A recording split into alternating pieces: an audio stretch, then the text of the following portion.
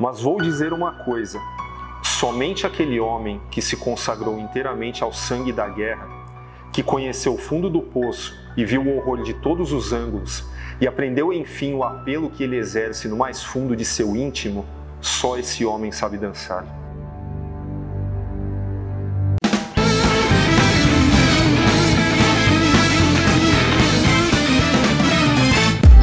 Bom, Cormac McCarthy aí, ele é um grandíssimo autor norte-americano.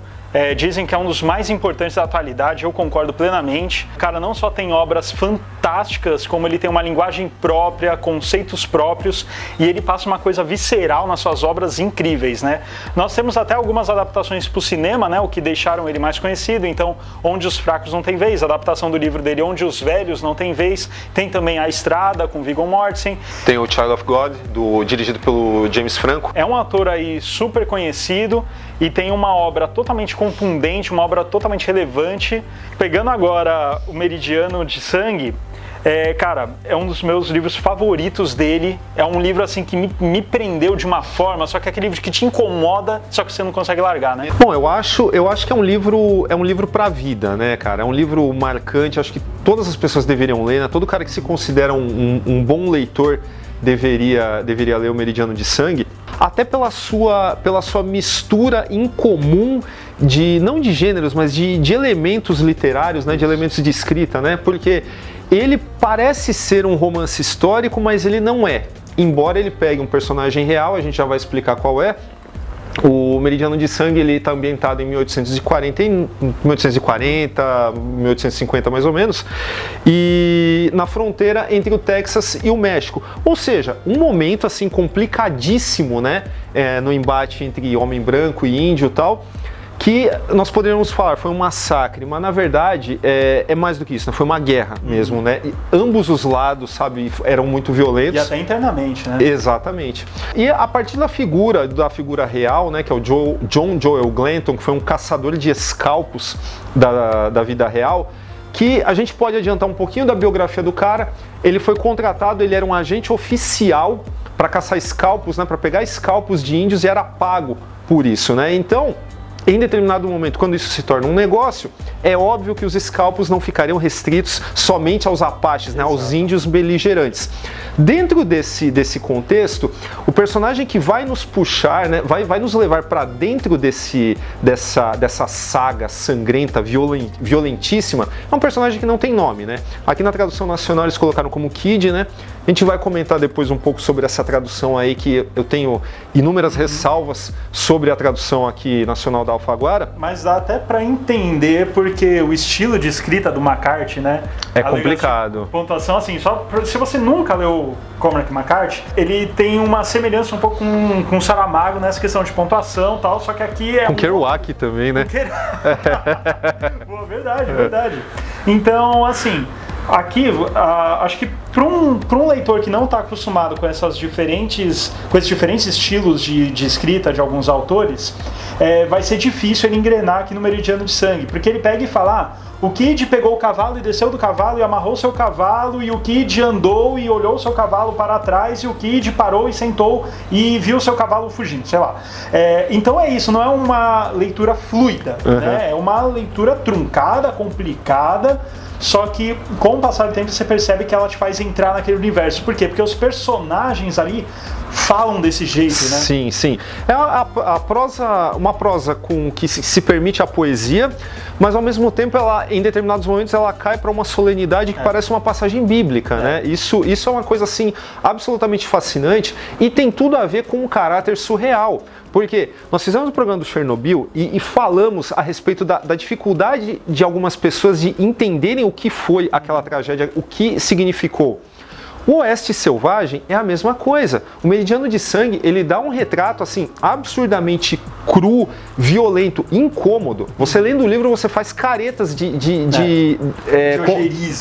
com as descrições que a gente vê aqui. E não é gratuito, tá? É importante falar. Ele não é um exploitation. Exato. Tá? É um retrato cru mesmo. Assim, não é para ser algo exploratório, não é isso. A violência do McCarthy, a violência desse mundo do McCarthy não é esse negócio exagerado, gore. Não, é simplesmente a natureza, né? Sim. O absurdo, eu acho que o absurdo do contexto, né? De existir uma pessoa como o Glanton, né? Uma pessoa que... ele não é um produto de seu meio, não, ele é uma pessoa asquerosa mesmo, né? Mas é um absurdo que esse cara fosse investido pelo seu próprio governo para realizar um trabalho desse tipo, né? Então, em cima desse absurdo, você não poderia usar uma prosa comum para contar aquilo, né? E ao mesmo tempo que Meridiano de Sangue, ele tem esse elemento de romance histórico com o Glanton, com essa história aí do embate entre homem branco e índio, mas ele é também um romance de formação, né? Porque esse personagem sem nome, nós o acompanhamos desde, assim, da mais tenra infância até ele cair nessa gangue do Glanton e até muito depois, né? E acompanhar essa história, assim, por isso também que tem esse teor pesado do livro, porque assim, a história do Kid, ela é desgraçada, né? Para dizer o mínimo.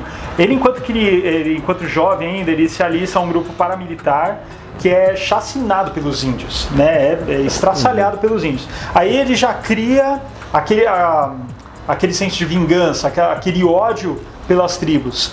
Aí nisso ele se envolve com essa gangue do Glanton, que o intuito é eles venderem scalpos para o governo mexicano. E cada scalpo valia $100, que é um valor altíssimo para a época. Só que, como o Daniel falou, qual que é a questão? Como é que você vai discernir um scalpo de um índio de um scalpo de um homem branco, de uma mulher, de uma criança? Pode ser essa é uma criança indígena, esse scalpo e tal.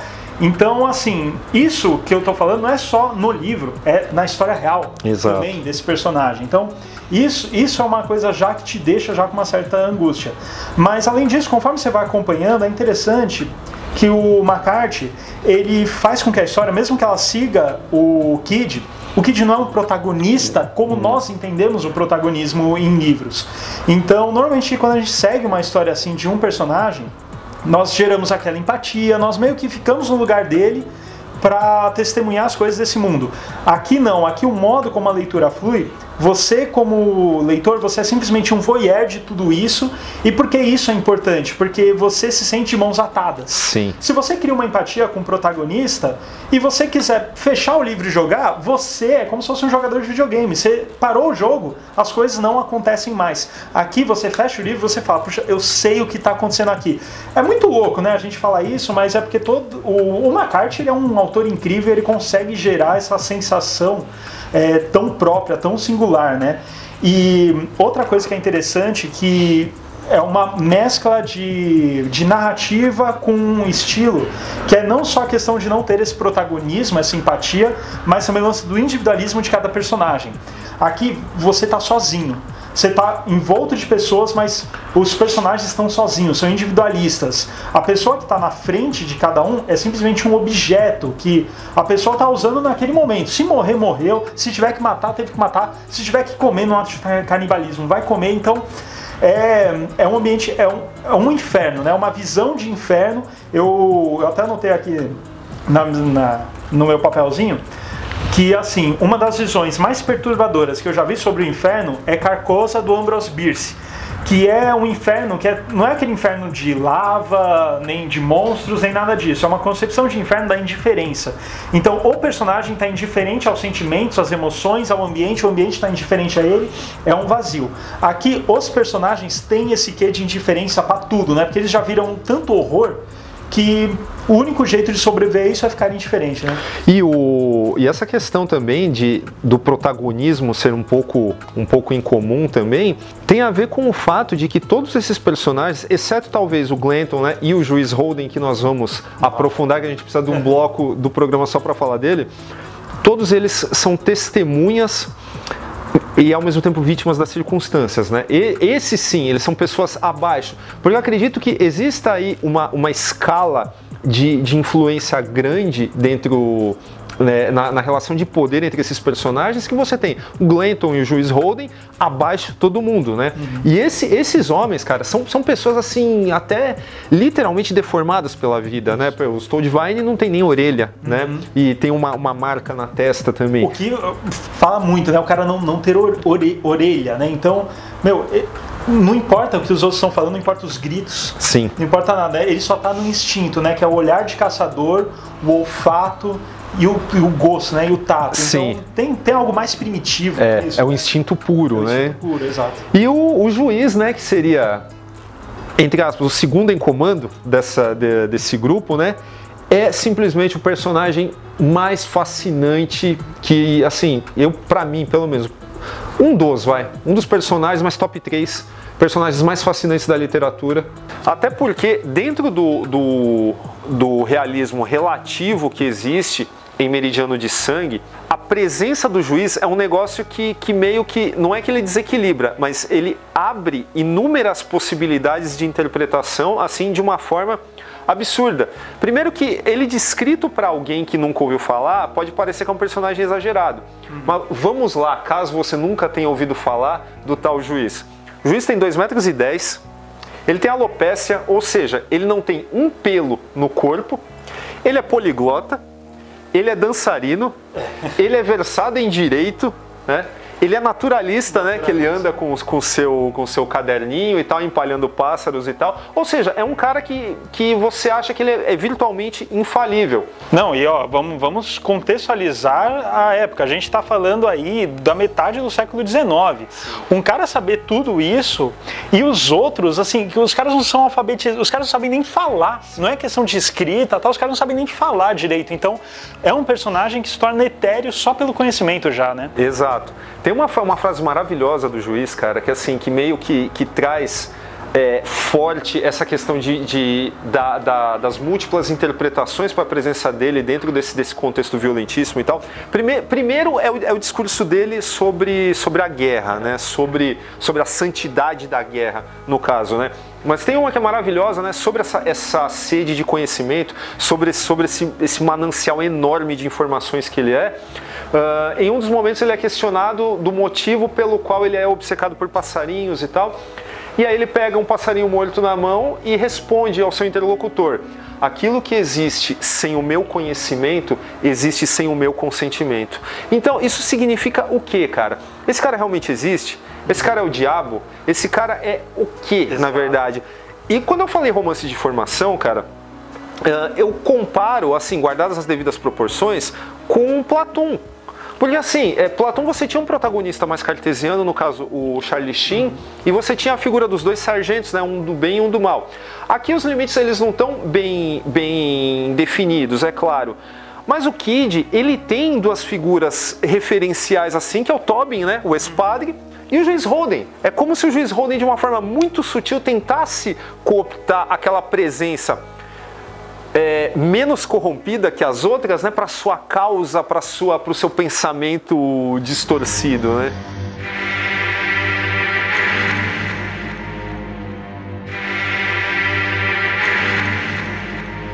É uma visão do inferno aqui. É uma visão do inferno.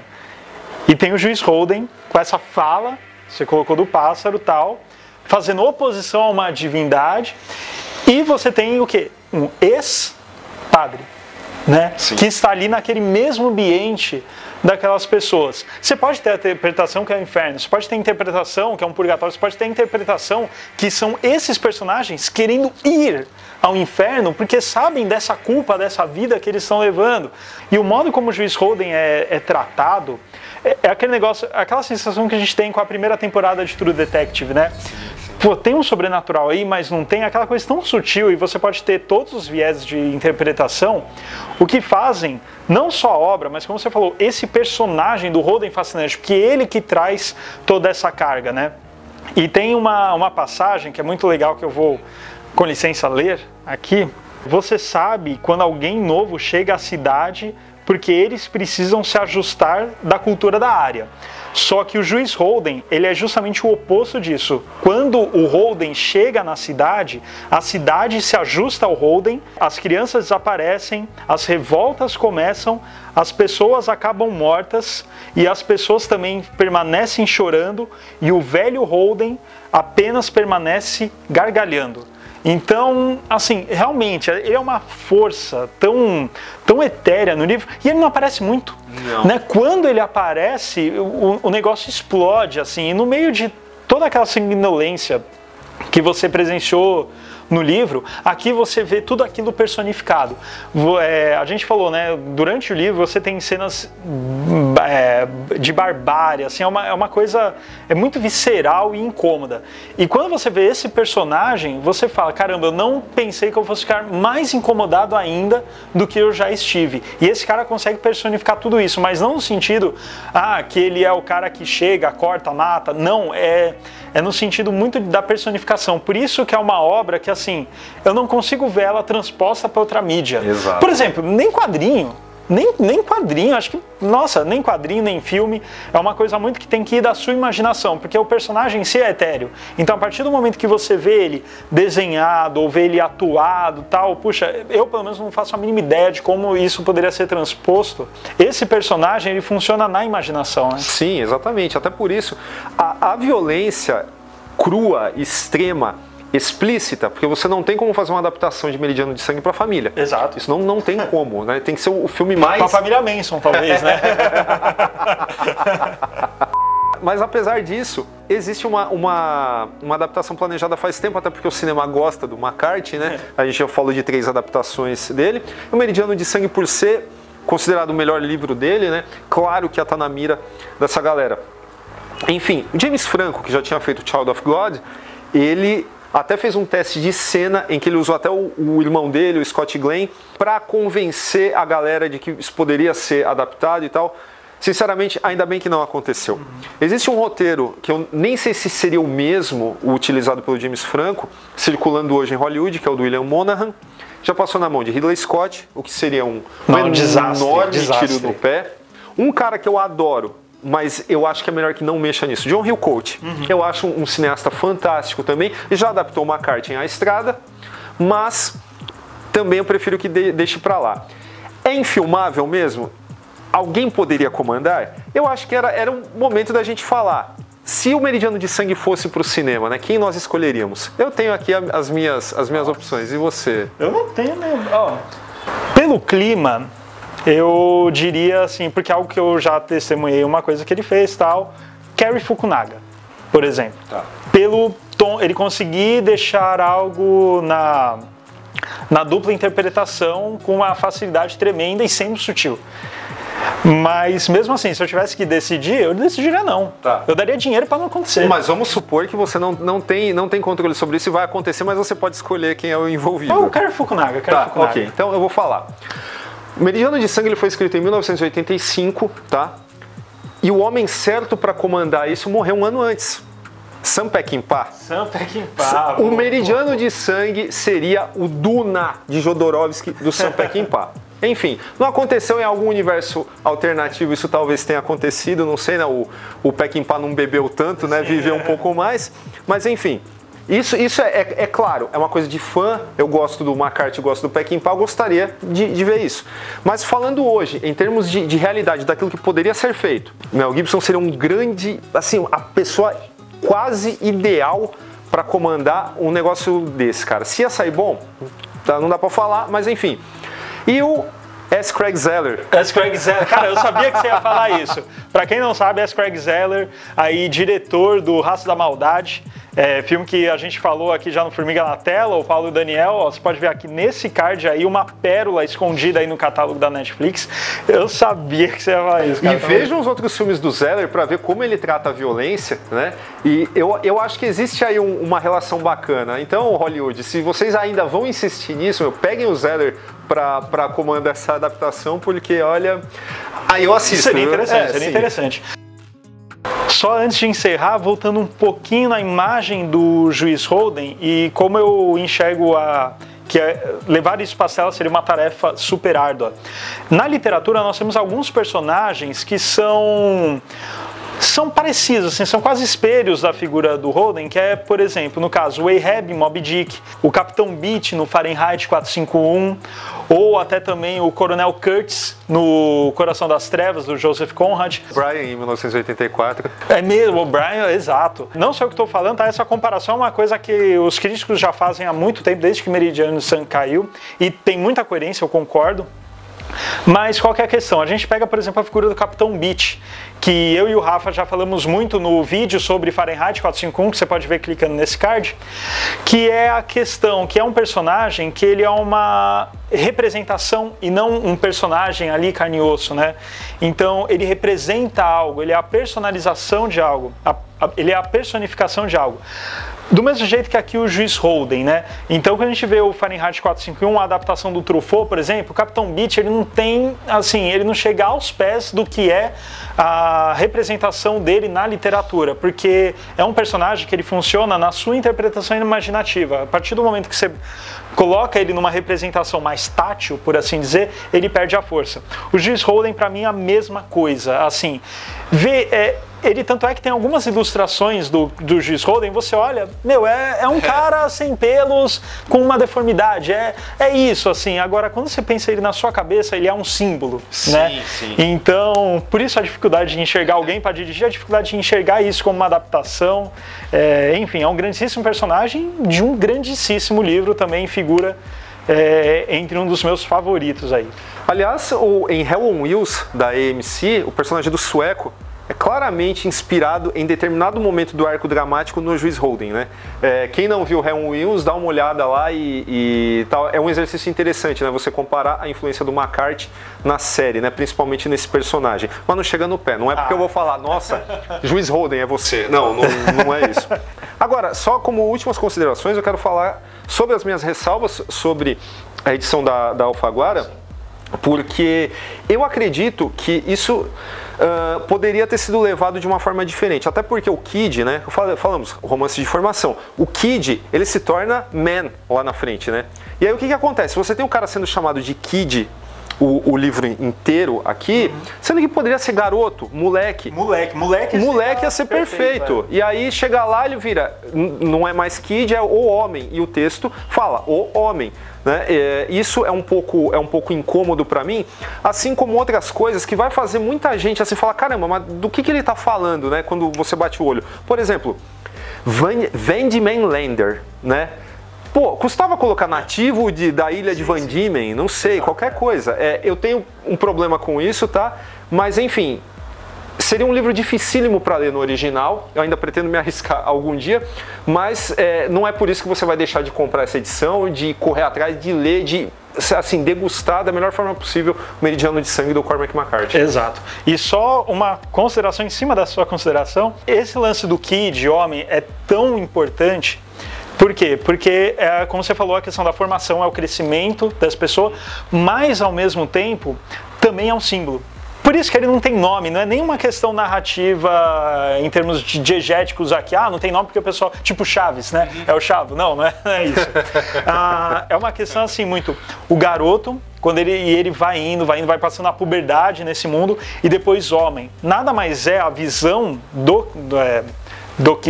homem, né? Enfim, homem, personagem aqui, nada mais é do que uma representação do próprio homem, H maiúsculo, como raça, como humanidade. Sim. Então, por isso que o nome é tão importante, sim, valeria a pena uma tradução ou com itálico, ou até mesmo se fosse moleque, com M maiúsculo, homem, H maiúsculo, ou em itálico, enfim, porque não é moleque, é moleque. Sim. Né? O homem ali. O homem. Digamos que o cuidado que a obra do McCarthy necessita para uma tradução em português é o mesmo que os textos do Tolkien tem aqui. Isso, exatamente. Não é o caso dessa edição, enfim, infelizmente. E antes de encerrar aqui o programa, nós gostaríamos de mandar um abraço para o nosso apoiador Odacir, que lá no grupo de WhatsApp, há menos de 48 horas atrás, perguntou, vocês já leram Meridiano de Sangue e tal? Aí a gente se segurando, porque a gente já tinha planejado gravar, então fica aí o nosso abraço aí, Odacir, aí. Curte aí, porque realmente é um livraço. E é isso, pessoal. Nós falamos sobre esse classicaço do Cormac McCarthy, aí, Meridiano de Sangue ou Rubor Crepuscular no Oeste. E antes só de você dar o like aqui no vídeo, compartilhar e também de se inscrever no canal, dá um pulinho lá no Apoia-se, www.apoia.se/Formiga Elétrica, que é um site de financiamento coletivo no qual nós participamos para poder manter o nosso programa tanto em vídeo, Formiga na Tela, que sai ao ar toda quarta-feira, e também os nossos podcasts quinzenais e o conteúdo do nosso site. Então você pode entrar lá e contribuir com o que quiser, o quanto você achar que a gente merece, e nessa primeira fase nós temos algumas recompensas como grupo de WhatsApp, sorteios. Dá um pulinho lá que você não vai se arrepender. E o link está aqui embaixo na descrição do vídeo. Exatamente. Não deixe de dar aquele like aqui no vídeo, compartilhar e também se inscreva no canal clicando nessa formiguinha que está aparecendo aqui na cabeça do Daniel. Deixe aí nos comentários críticas, sugestões para novos programas e é isso, até semana que vem.